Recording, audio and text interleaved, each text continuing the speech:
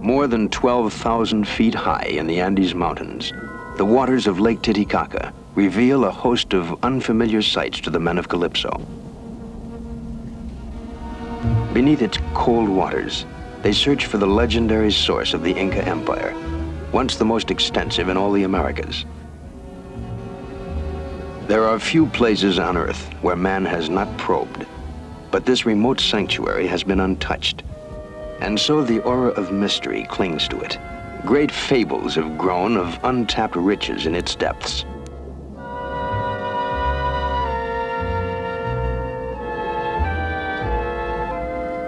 Muffled for centuries, each stone becomes a chronicle, hinting at civilizations that predate even the Inca.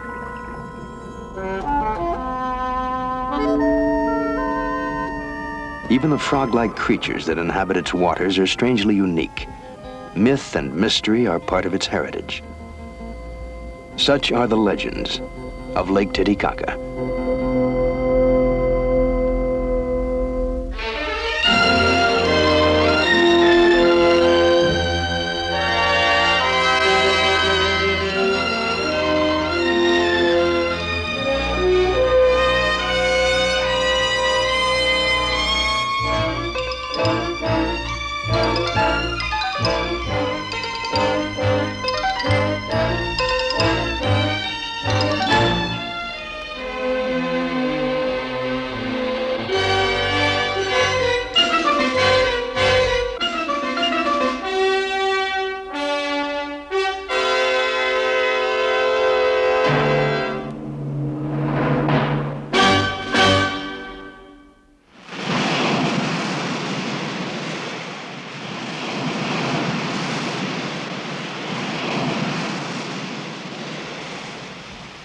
August 14th.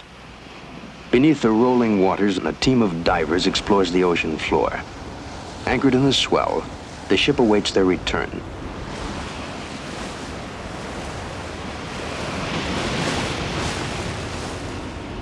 Captain Jacques Cousteau keeps a weather eye out as winds and the sea rise.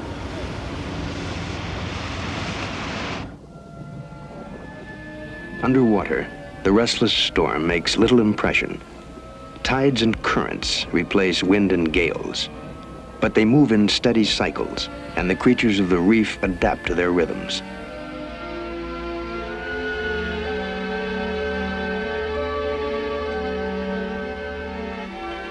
I know how peaceful it is down there. It feels like a three-dimensional rapture. I know what the temptation is to forget the surface and to swim from one surprise to another as erratically as jaywalkers.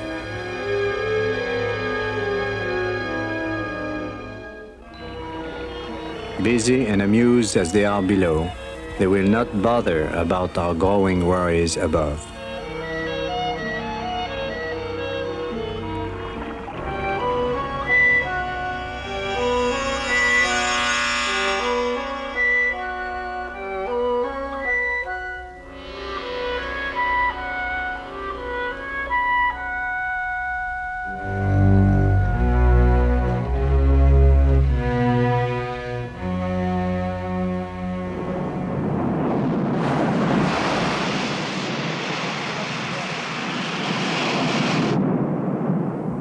As it often happens in hurricane season, the weather has turned very quickly.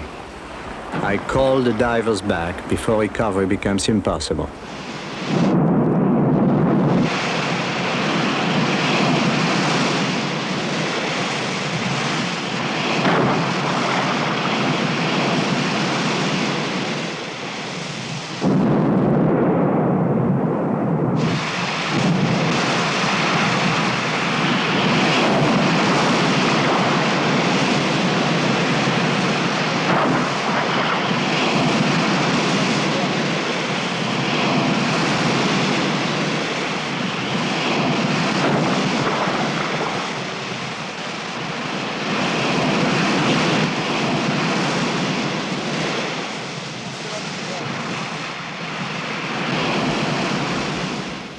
They emerge from the quiet deep to the rolling deck.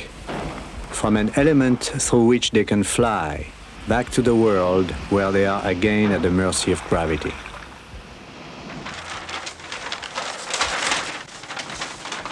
Jean-Paul, we are through with this operation. We should sail as soon as possible to Peru, because in 6 weeks it will be the rainy season on Lake Titicaca. When we are in Matarani, here, we will load the 2 mini-subs and 20 tons of equipment on a railway to cross the Andes Mountains to the lake. Why Lake Titicaca? Well, of course, the name is fascinating in itself, but that wouldn't be enough. For us divers, diving at almost 12,500 feet of altitude is quite a challenge. And we know nothing about the physiology of high-altitude diving. We know very little about the lake itself, as a matter of fact. The depth, the life there is, the geological origins.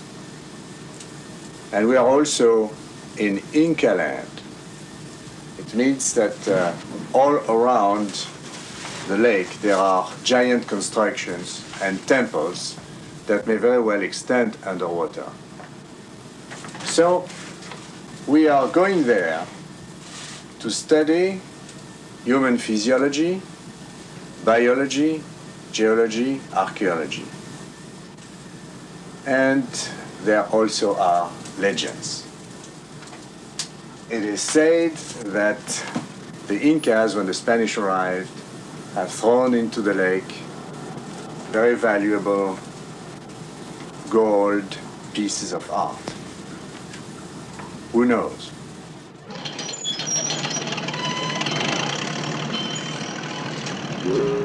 At the Pacific port of Matarani, Peru, a special train awaits to carry 17 men, 20 tons of equipment, and the 2 mini-subs, more than 12,000 feet up into the Andes. Only a skeleton crew remains on board. The others depart the familiar confines of the ship with mixed feelings of anticipation and apprehension. Zoom is left behind for fear of his reaction to a potentially hostile environment. An altimeter will track the ascent in meters of altitude.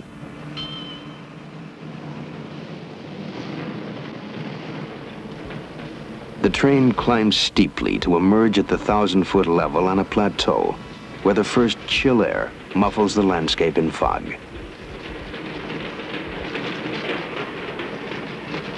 More than 4 centuries ago, the Spanish conquistador Francisco Pizarro crossed these mountains in a cruel and tireless search for gold. Ultimately and tragically, he succeeded. His ruthless looting was a bonanza for the crown of Spain, at the cost of a bigger loss for mankind. At Pampa de Arrieros, the caravan pauses to let the descending train pass.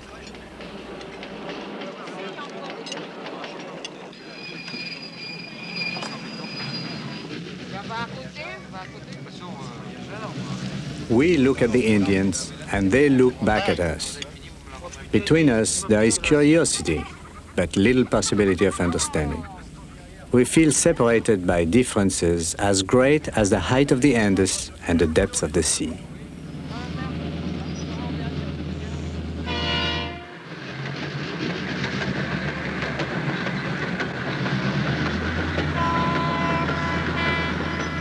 The Incas built a vast network of roads through the mountains. But modern Peru has matched their achievement in stringing railways across some of the most vertical real estate in the world.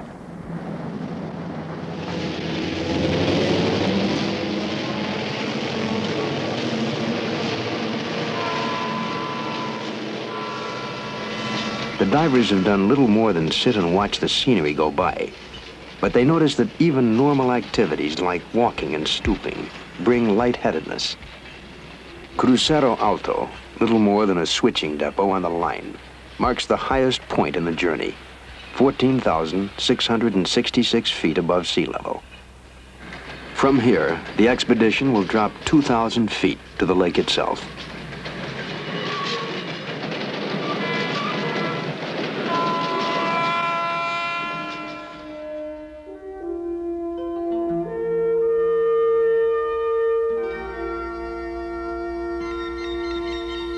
After so many mountains, the lake looms large as a sea.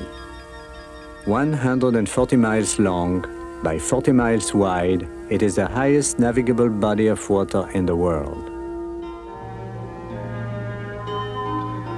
At Tiwanaku, a few miles from the shores of Titicaca, lies one of the few restored ancient ruins.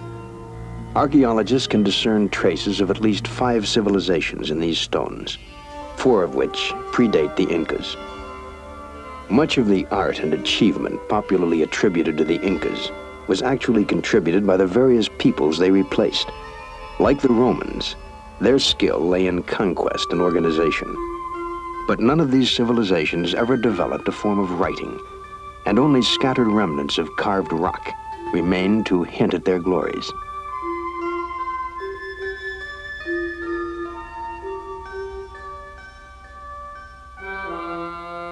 Lake Titicaca forms part of the boundary between Peru and Bolivia. From the Peruvian port of Puno, the expedition crosses to the town of Copacabana in Bolivia, which will be its base of operations. The diving saucers excite the curiosity of the normally reserved mountain people, who immediately declare a holiday and insist on a fiesta.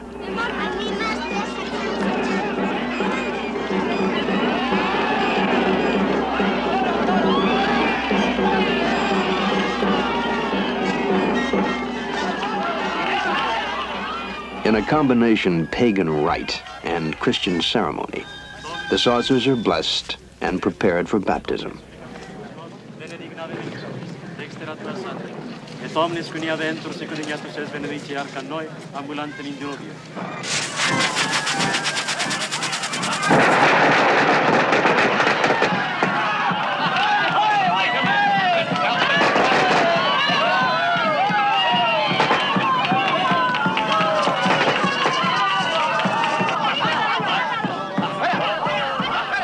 The costumes, made for a dozen different celebrations and dredged out for the affair, represent the Indians' interpretation of church holidays imposed by Spanish missionaries. Few remember their original meanings, and few care. Religion in these isolated communities means more than the periodic observance of biblical events. It provides welcome breaks in a routine existence.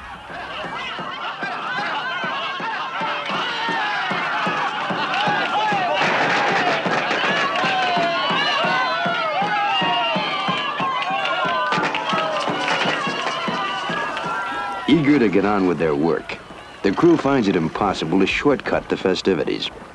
All rituals, down to the symbolic dipping of the saucers, must be completed first.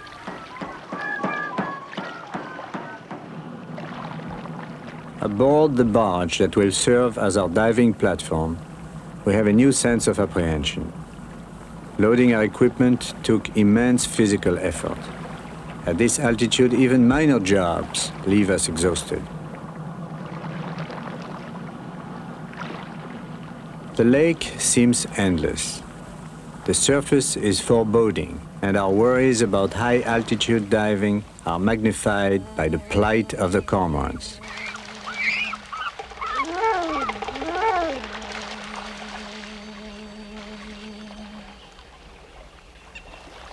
In the thin air of Lake Titicaca, normally graceful cormorants struggle to lift off the water.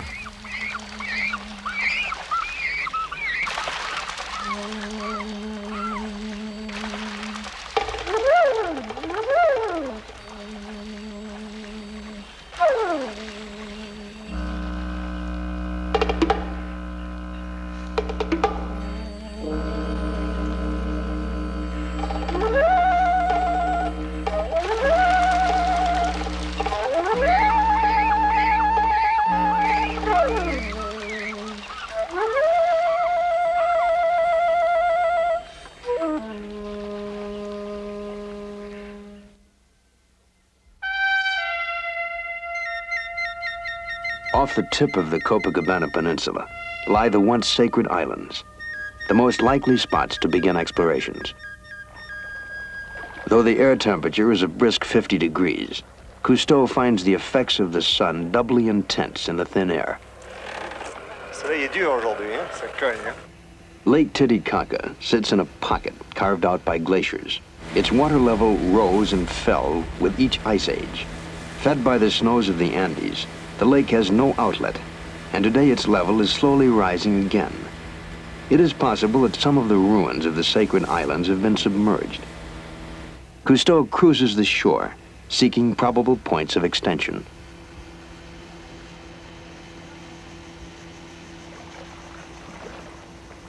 Aboard the barge, the crew prepares to conduct a test dive to determine how the altitude will affect their ability to perform tasks underwater. But the compressor experiences altitude problems of its own. The air does not provide sufficient oxygen for the motor to catch.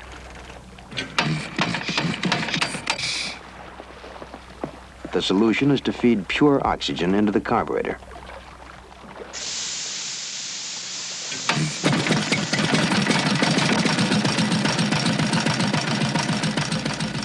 Delamotte and Deloire will be first to dive. They have dressed slowly because even the normal routine of putting on equipment is difficult.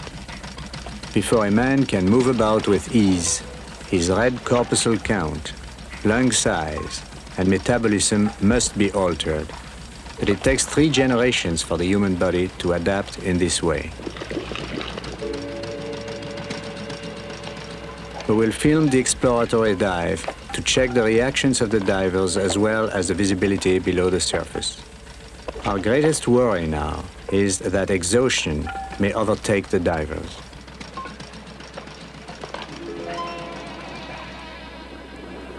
On the surface, atmospheric pressure was little more than half that at sea level. A lungful of air provided only half the oxygen. As they reach the depth of 15 feet, the air they breathe from the regulator is back at ocean level pressure and they receive a normal amount of oxygen. As they sink slowly, their fears dissolve. An underwater meadow of lush greenery stretches out on every side. Because the sun is almost unfiltered by a very thin atmosphere, its radiation penetrates deeper in Lake Titicaca than in lower lakes.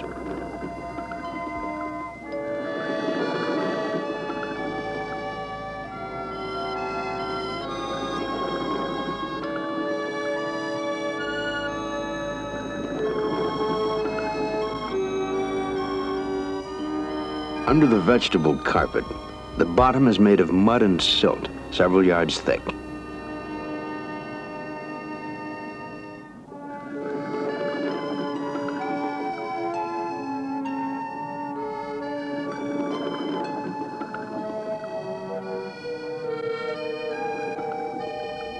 The lake is reputed to be rich in fish, but the divers find scant evidence of the schools they expected to see.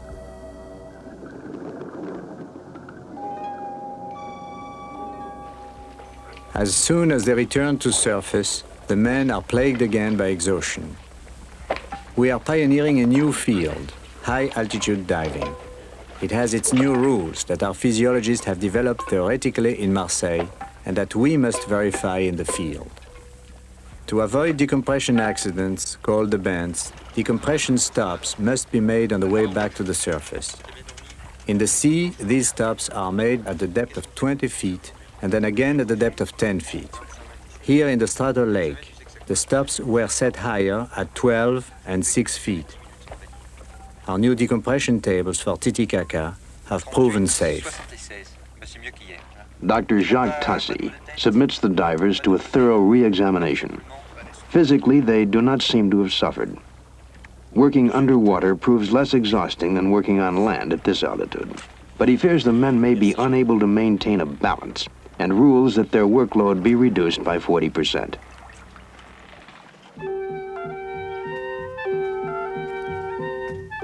The island of the sun and the island of the moon apparently once played key roles in both the religious and secular life of the Incas. Half-buried foundations literally cover the Sun Island, and on the moon stands the quarters of the Vestal Virgins, the Inca's harem. Archaeologists feel both islands were probably larger at one time. Dumas, an authority on archaeology, marvels at the engineering skill which set huge blocks of interlocking stone with such precision that a razor blade cannot slip between them.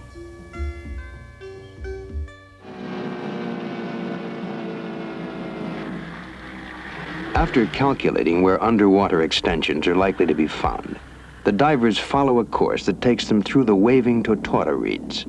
The rubber Zodiac can swim over the reeds, but the outboard small propeller becomes badly snarled.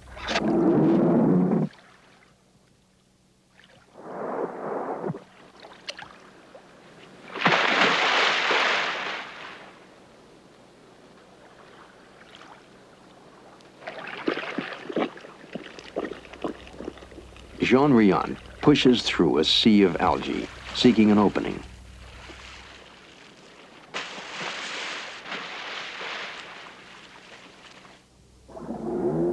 Growing in jungle-like profusion, the reeds threaten to entangle him as well. But the heavy growth also provides what is to be their most efficient means of transportation. Mechanization has its place on the lake. But Indian ingenuity provided the best method of navigating the reeds centuries ago. The canoes, made of the same reeds lashed together, draw bare inches of water.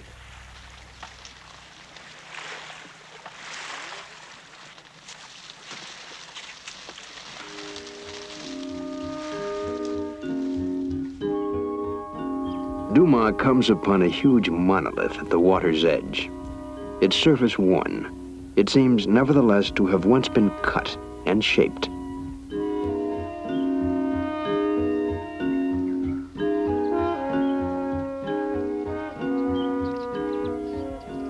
Behind it, other cut stones lead Dumas to the discovery of a carved snake, its eyes protuberant, its coils disappearing into the flat rock.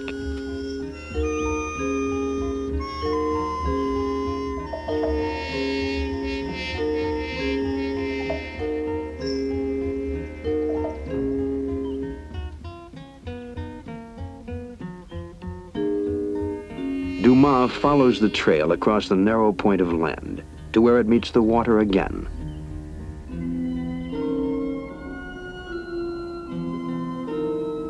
The walls are probably extensions of the ruins found on shore. The gradual rise of the water covered them. Long ago they were evacuated and stripped of their valuable artifacts. They stretch out toward the deep reaches of the lake and back to the dim reaches of history. Said to have once been sheathed in gold, they gave rise to legends of submerged treasure. Now, ironically, the same stones shatter forever the legends they inspired. But for the first time, a total picture of the Incan ruins can be drawn. Perhaps these walls enclosed the temple of the sun god himself. Perhaps these stones echoed to the laughter of the Inca's favorite concubines before the invasion of the conquistadors put a stop to all joy. And perhaps beneath the rocks and the mud lie other secrets still waiting to be disclosed.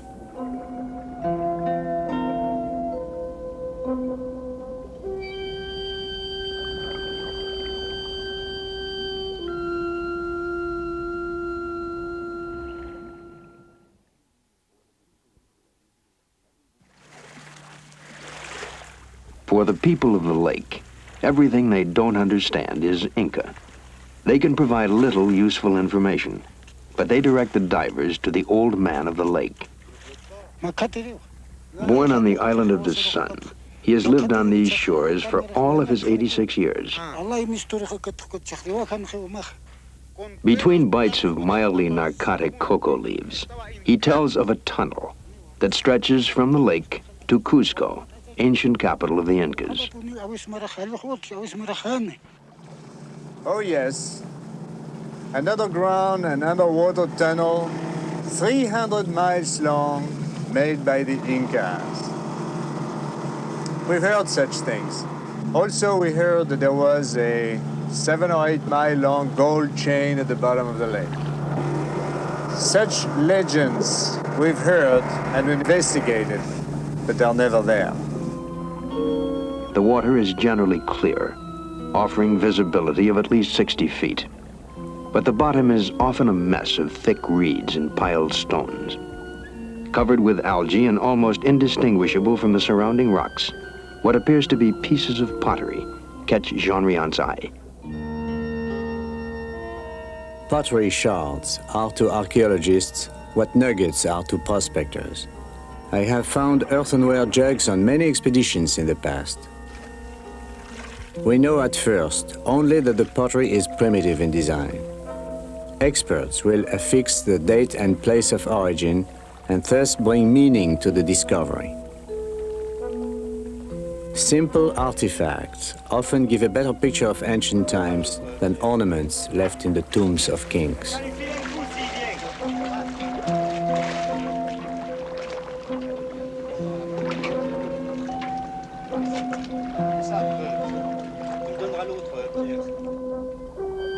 As explorations continue, the absence of fish becomes more noticeable. It is known that fish form a mainstay in the diet of the people who live on the lake. Diver Riant decides to investigate one of the floating villages of the Uru Indians. The Urus once flourished at Titicaca, but now number less than 200 people. And although they literally live on the water, they fear it, believing anyone who falls in will die instantly.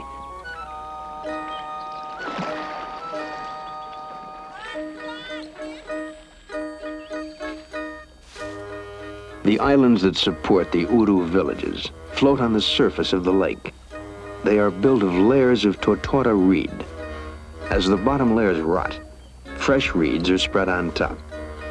Though they tend fires carefully, stray sparks occasionally ignite the dry reeds, and the population takes to the canoes, waits until the fire burns itself out in the lake, and builds another village.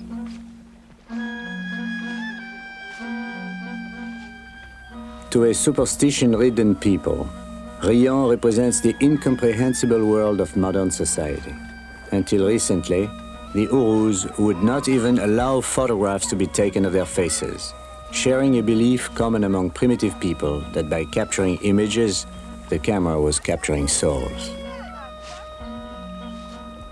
Riant serves as an effective distraction, allowing us to film the Uru village with relative freedom.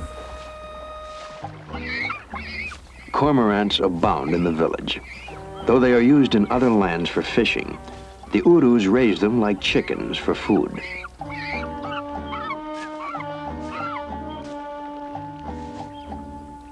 Were modern education more effective, Riant might have missed his most significant find.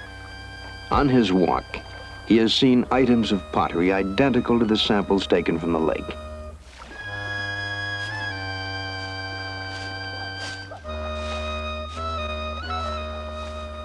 Riant leaves the way he came. Perhaps a generation from now, mothers will persuade children to eat their suppers before the black and yellow devil emerges once more from the depths.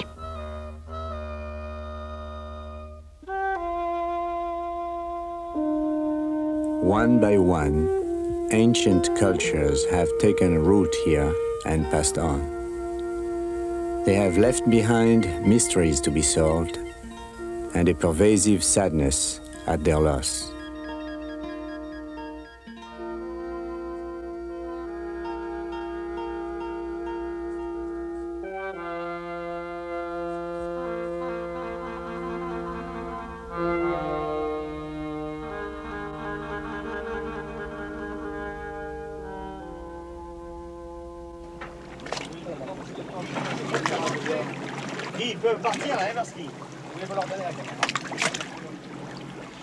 For 4 weeks, the divers have scouted the lake bottom as far as they could. Final scrutiny of the deep pools will be left to the mini-subs. As these are prepared, the divers begin investigations on the animal life of the lake.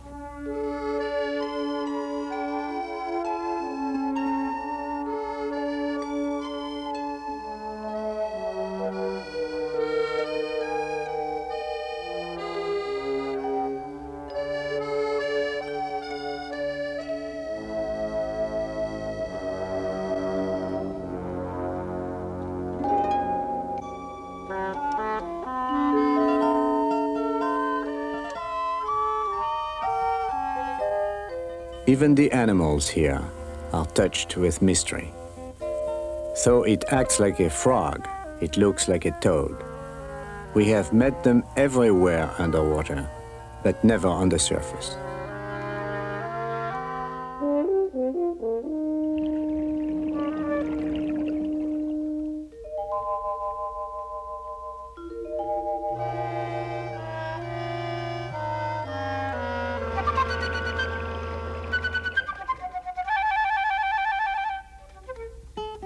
Bearing the unwieldy scientific name Telmatobius coolius, or bag that lives in the marsh, these toads are unique to Lake Titicaca.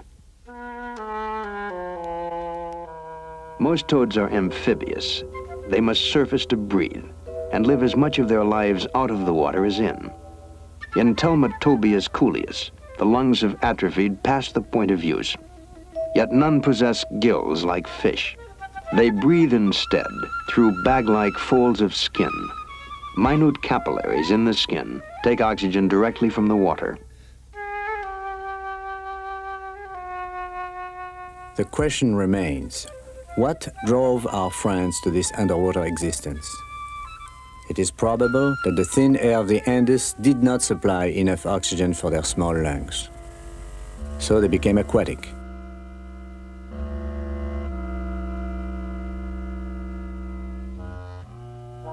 The toads spend most of their time in the protective growth on the bottom of the lake. Eternally submerged and voiceless, they cannot croak. Without a mating call, they perform a mating dance, 2 by 2, in delicate pantomime.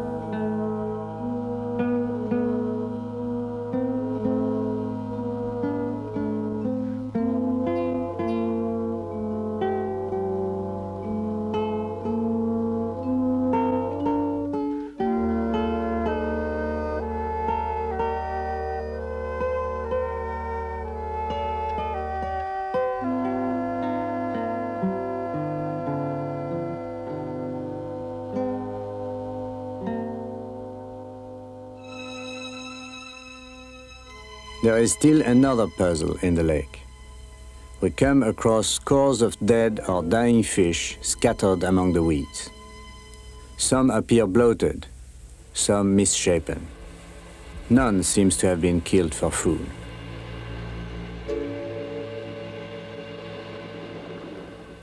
We know that toads feed mostly on water insects and tiny mollusks. Nothing approaching the size of fully grown fish. The water birds, which flock on the shores of the lake, swallow their dinners whole. None of these could account for the mass slaughter such quantities of dead fish indicate. To solve the riddle, we collect specimens. They will be sent to the Oceanographic Institute in Monaco for autopsy and analysis. Whatever is killing the fish, the ecology of the entire lake, including the life of the Uru Indians, will be seriously affected unless it is stopped.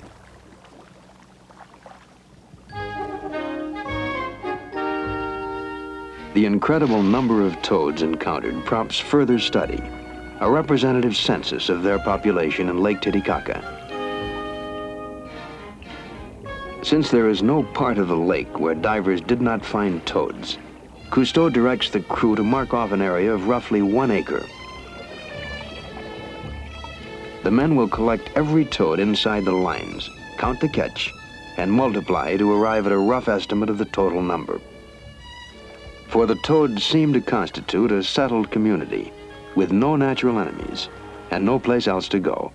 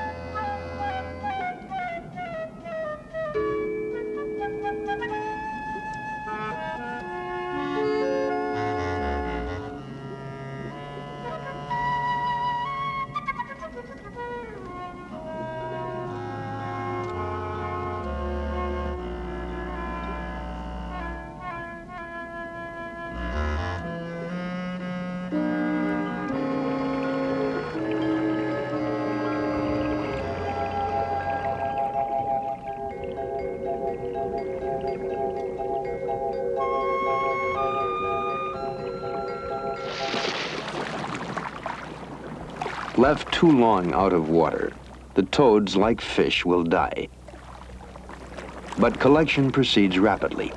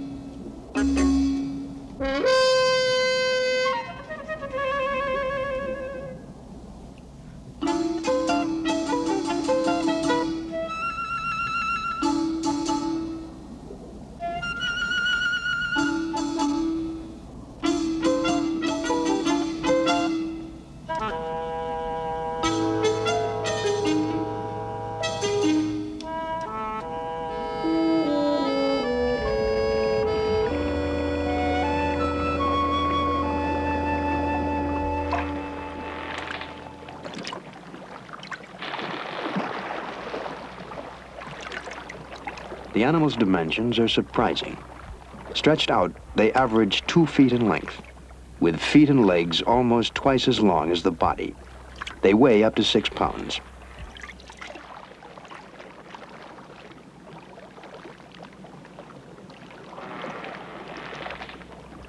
Selected specimens will be forwarded to the Institute in Monaco for further study. There is no indication that the toads have ever been used as a food source at Lake Titicaca. But with the fish population dying out, they may provide a fresh source of protein.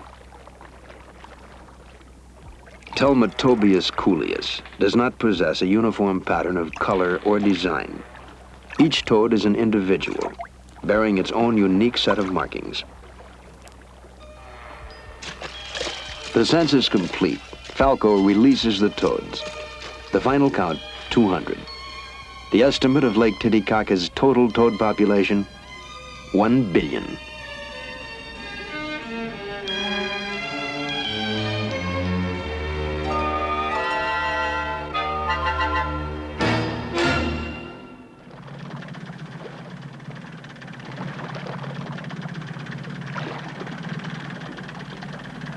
Eager to join his longtime friend in another underwater expedition, Dr. Harold Edgerton arrives from MIT and quickly readies his special sonar equipment. A highly sophisticated device, its acoustic signal indicates not only depth, but the nature of the bottom, mud, sand, or rock. It was invented by Edgerton, who was also creator of the strobe light.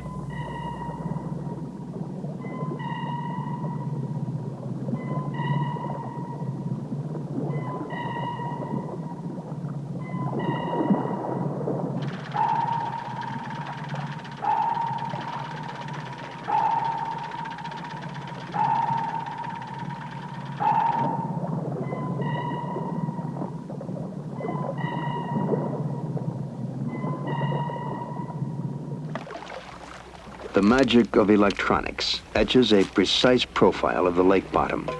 Baby, I wish to show you many of these records made in Lake Titicaca around the island of the sun and the island of the moon. One of the most interesting areas has been plotted up on another chart, which shows Sun Island, the main island of Copacabana.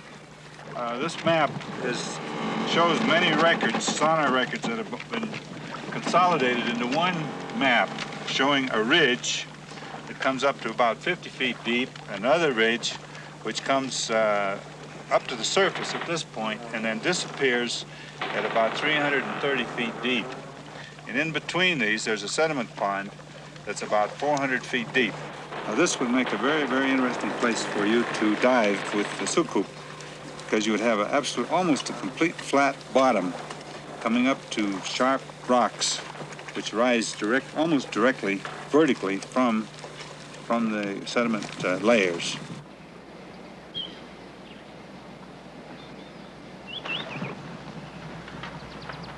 Finally, the moment for the soucoupes, the mini-subs, arrives. You know, I feel like at sea. I really can hardly realize that we are on a lake.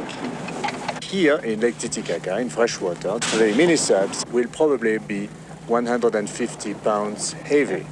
We have to add some floats, additional floats that we don't need in the sea, that we are going to bolt on top of the saucers to compensate for this negative buoyancy.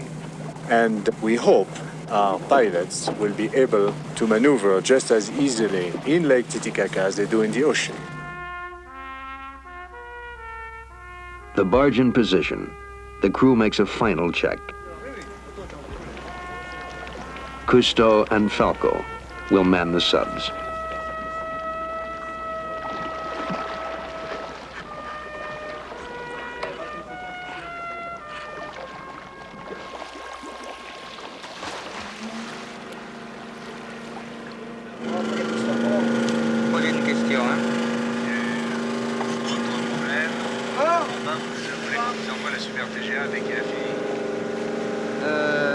Alors, est-ce que tu crois que c'est bon pour toi?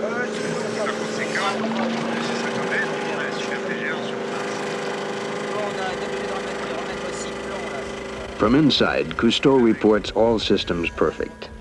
Phone connection with the deck is unplugged, and the last lifeline released.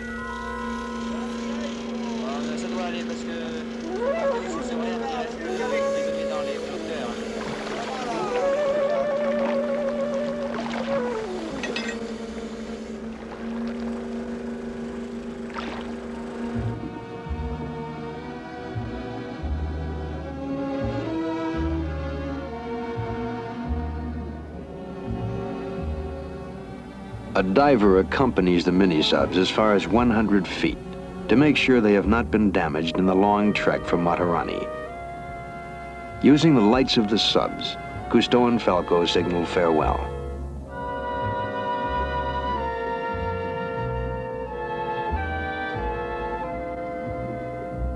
We have estimated the buoyancy compensation exactly, and the floats do not hamper maneuverability.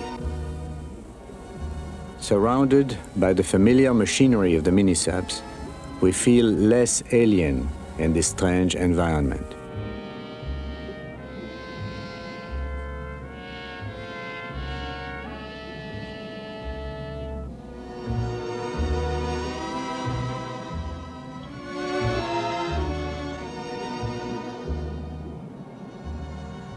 Steered by jets of water released through movable nozzles, the subs can be maneuvered with pinpoint accuracy. Cameras are mounted to film what the eye sees. The subs not only open new areas for underwater exploration, but also bring back a permanent record.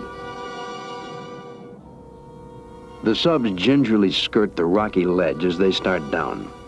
With Edgerton's sonar chart to guide them, the descent goes quickly and smoothly. At a depth of 400 feet, the subs reach bottom and move off to examine the floor of the lake.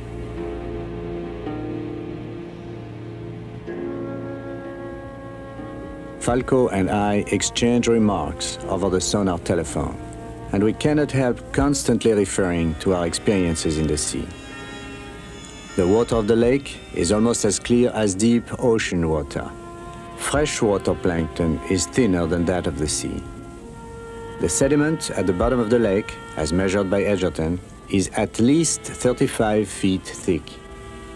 What Falco and I feel but do not express is the thrill of seeing what no man has seen before.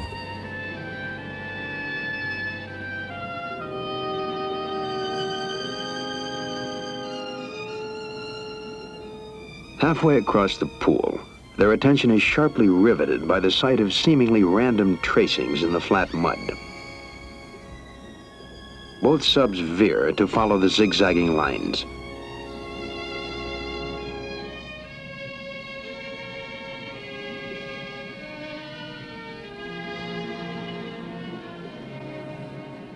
The tracks had been made by our old friends. I was shocked. There has never before been a record of toads living at depth of more than 400 feet.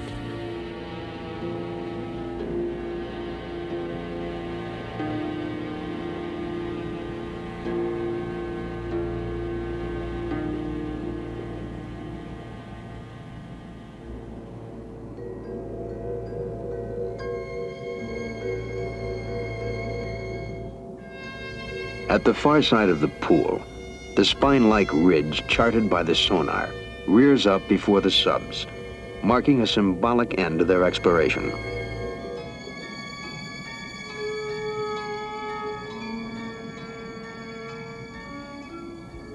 Cousteau signals Falco to start up. They carry away a wealth of new knowledge and the certain end of Lake Titicaca's fanciful legends of Inca gold.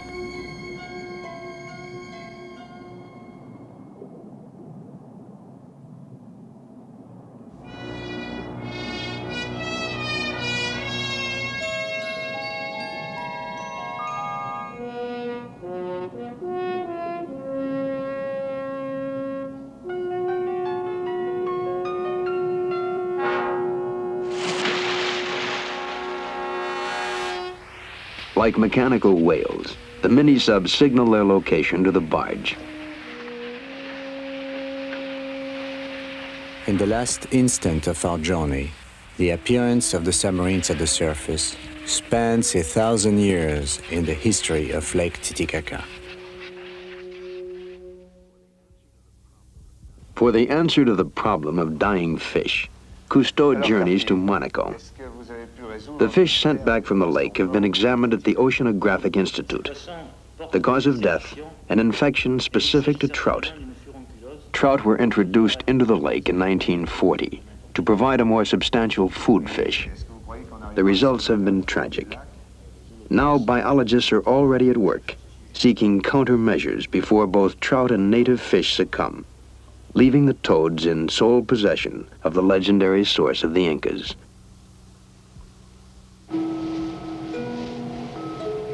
The Calypso pushes off, her decks bearing souvenirs headed for an oceanographic museum in the United States, her sailors home again, and the dust of ancient empires scattering before a fresh wind from the sea.